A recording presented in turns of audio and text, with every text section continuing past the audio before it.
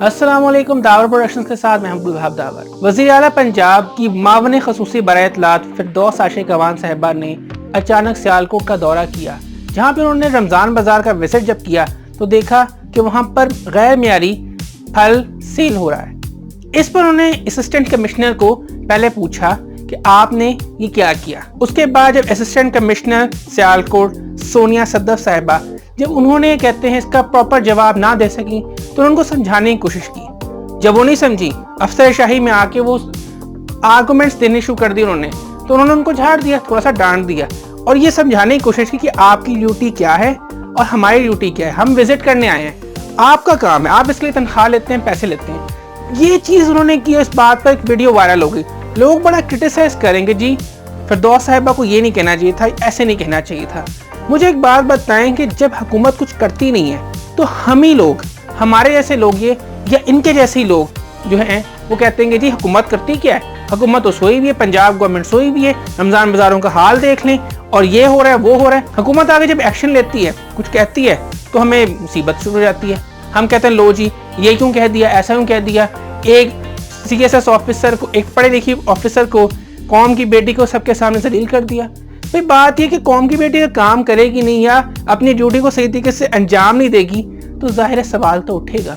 फिरदौस आशिक अवान साहिबा का शुमार दबंग सियासतदानों में होता है कि वो अपना नैरेटिव, अपने जो वर्क है उसके आगे किसी को की सुनने वालों में से नहीं है। फिरदौस आशिक बहुत कॉम्पिटेंट एक तरह से पॉलिटिशियन भी है, उन्होंने बहुत मेहनत से सियासत में आई है। मैं किसी सियासी तौर पर किसी चीज़ को कंडेम नहीं कर रहा कि मेरा सियासत से कोई लेना देना नहीं, मैं नहीं कहता कि ठीक है जी ये हो वो, लेकिन जब हुकूमत अपना काम कर रही है तो उसको देखना चाहिए। अब वही बात है कि जो ब्यूरोक्रेसी कर रही है, अफसरशाही जो कर रही है, उसको तो जवाब देना पड़ेगा।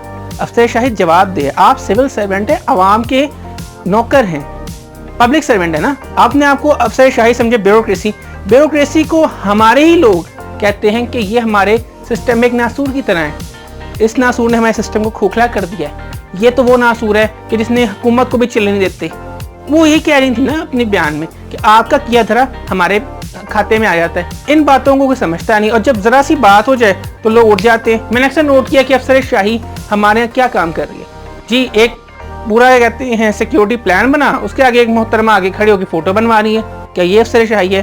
चंद एक लोग हैं जो अपना काम कर रहे हैं, लेकिन उनमें से बहुत से ऐसे हैं जो तशहीरी मुहिम करते हैं, अपने आप को शो ऑफ कराते हैं कि हम ये हैं, हम वो हैं, हम ये कर रहे हैं। तो इस चीज़ को, इस कॉन्सेप्ट को ठीक करने की जरूरत है। बाकी फिरदौस आशिक अवान साहिबा ने एक अच्छा स्टेप लिया। मैं कहता हूँ सियालकोट नहीं, आप लाहौर आके देख लें, ज़रा मुल्तान जाएं और मुख्तलिफ शहरों का दौरा करें तो आपको अंदाज़ा होगा कि क्या हो रहा है रमज़ान बाज़ारों के अंदर। और जो मोहतरमा जो असिस्टेंट कमिश्नर थी, उनका बयान था कि जी यहाँ पे पड़े पड़े गर्मी की वजह से फ्रूट्स ख़राब हो गए। तो 3-4 घंटे में या 5 घंटे में कौन से फ्रूट ख़राब होते हैं, या इतनी क्या गर्मी पड़ गई है। रमज़ान बाज़ारों का टाइम तो जी 9 से 6 बजे तक है। इस दौरान में क्या सुबह का आया हुआ फ्रूट दोपहर तक ख़राब हो जाएगा? अगर ऐसा है भी तो उसका इंतज़ाम करने की ज़रूरत है। जो हुकूमत ने स्टॉल लगाया, पब्लिक के लगाया, पब्लिक को हुकूमत भी जवाब दे। फिरदौस आशिक अवान साहब अपनी जगह ठीक है और जो लोग उनको कंडेम करें वो लोग सोच लें कि ब्यूरोक्रेसी को भी जवाब देना होगा। और बाकी अगर आपको वीडियो पसंद आई है तो लाइक करें, कमेंट करें, शेयर करें, हमारे चैनल सब्सक्राइब करें, बेल आइकन को क्लिक करें। इसके अलावा हमें सोशल मीडिया की मुख्तलिफ वेबसाइट्स पर फॉलो भी कर सकते हैं। तो देखते रहिए दावर प्रोडक्शंस और मोहब्बतें बांटें। ईमान अल्लाह।